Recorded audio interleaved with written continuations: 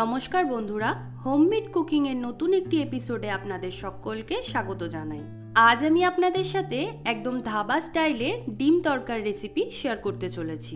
খুব সহজেই বাড়িতেই কিভাবে আপনারা ধাবা স্টাইলে ডিম তড়কা বানিয়ে নেবেন সেটাই আজ আমি আপনাদের সাথে শেয়ার করব এই রেসিপির মাধ্যমে। তাহলে চলুন দেখে নেওয়া যাক আমার আজকের রেসিপি। ডিম তড়কা বানানোর জন্য সবার প্রথমে এখানে আমি নিয়ে নিয়েছি 1 কাপ পরিমাণে সবুজ মুগ ডাল। বাজারে এটা আপনারা তড়কার ডাল নামে খুব সহজেই পেয়ে যাবেন। ডালটাকে এখানে আমি 6 থেকে 7 ঘন্টার জন্য ভিজিয়ে রেখেছিলাম, তবে আপনারা এটাকে ওভারনাইটও ভিজিয়ে রাখতে পারেন।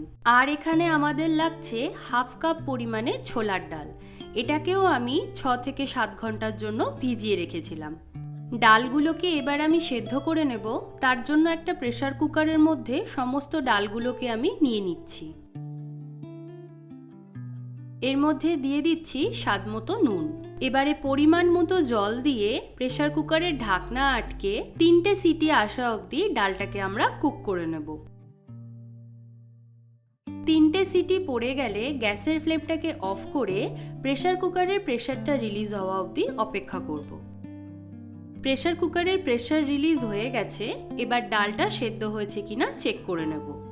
দেখুন ডালটা এখানে একদম পারফেক্টলি সেদ্ধ হয়ে গেছে। এরপর তড়কা বানানোর জন্য আমি এখানে একটা কড়াই বসিয়ে দিয়েছি, আর তার মধ্যে দিয়ে দিচ্ছি 2 টেবিল চামচ পরিমাণে সাদা তেল। তেল গরম হলে ফোড়নের জন্য দিয়ে দিচ্ছি 1/2 চা চামচ পরিমাণে গোটা জিরে, আর দিয়ে দিচ্ছি 2টো গোটা শুকনো লঙ্কা।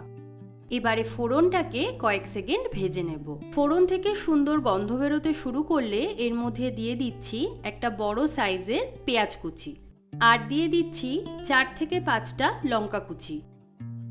এবার গ্যাসের ফ্লেমটাকে হাইতে রেখে পেঁয়াজ আর লঙ্কা কুচিটাকে একটু ভেজে নেব। এরপর এর মধ্যে দিয়ে দিচ্ছি 1/2 টেবিল চামচ পরিমাণে আদা কুচি, আর দিয়ে দিচ্ছি 1 টেবিল চামচ পরিমাণে রসুন কুচি। এবার এই সব কিছুকে মিনিট খানেক সময় ধরে খুব ভালো করে ভেজে নেব। ভেজে নেওয়া হয়ে গেলে এর মধ্যে দিয়ে দিচ্ছি একটা বড় সাইজের কেটে রাখা টমেটো, আর দিয়ে দিচ্ছি স্বাদ মতো নুন, 1/2 চা চামচ পরিমাণে হলুদ গুঁড়ো, 1 চা চামচ পরিমাণে ধনে গুঁড়ো, 1/2 চা চামচ পরিমাণে জিরে গুঁড়ো, আর দিয়ে দিচ্ছি 1 চা চামচ পরিমাণে কাশ্মীরি লাল লঙ্কা গুঁড়ো। এবার এই সমস্ত কিছুকে ভালো করে একবার মিশিয়ে নিয়ে তেল ছেড়ে আসা অবধি মশলাটাকে কষিয়ে নেব। এরপর এর মধ্যে দিয়ে দিচ্ছি 1/2 টিস্পুন পরিমাণে কসুরি মেথি। আবারও সব কিছুকে ভালো করে একবার মিশিয়ে নেব। মশলা কষিয়ে নেওয়া হয়ে গেলে এর মধ্যে আগে থেকে সেদ্ধ করে রাখা ডাল দিয়ে দিচ্ছি। এরপর মশলার সাথে এই ডালটাকে খুব ভালো করে মিক্স করে নিচ্ছি।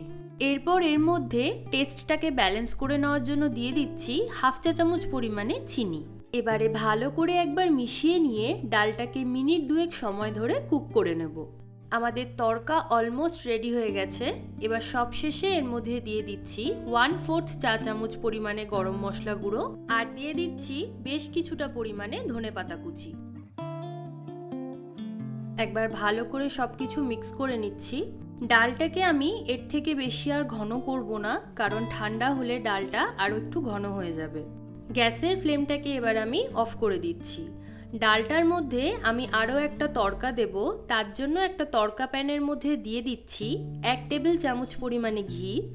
ঘি গরম হলে এর মধ্যে দিয়ে দিচ্ছি 1/2 টেবিল চামচ পরিমাণে রসুন কুচি, আর দিয়ে দিচ্ছি 3 থেকে 4টে কুচিয়ে রাখা কাঁচা লঙ্কা। কয়েক সেকেন্ড নাড়াচাড়া করে কুক করে নিয়ে এটাকে আমি তৈরি করে রাখা ডালের মধ্যে ঢেলে দিচ্ছি। এবার একবার ভালো করে মিক্স করে নিলেই আমাদের ভেজ তড়কা একদম রেডি। যারা ডিম তড়কা খান না তারা এইভাবে ভেজ তড়কা বানিয়ে নিতে পারেন। এবারে ডিম তড়কা বানিয়ে নেওয়ার জন্য একটা ফ্রাইং প্যানের মধ্যে আমি দিয়ে দিচ্ছি 1 চা চামচ পরিমাণে তেল। যতক্ষণে এখানে তেলটা গরম হচ্ছে অন্যদিকে আমি নিয়ে নিচ্ছি 2টো ডিম।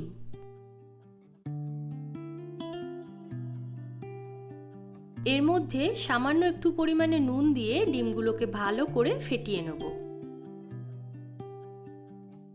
তেল গরম হয়ে গেলে এই ফেটিয়ে নেওয়া ডিমগুলোকে দিয়ে গ্যাসের ফ্লেমটাকে মিডিয়ামে রেখে ডিমের ভুর্জি বানিয়ে নিচ্ছি।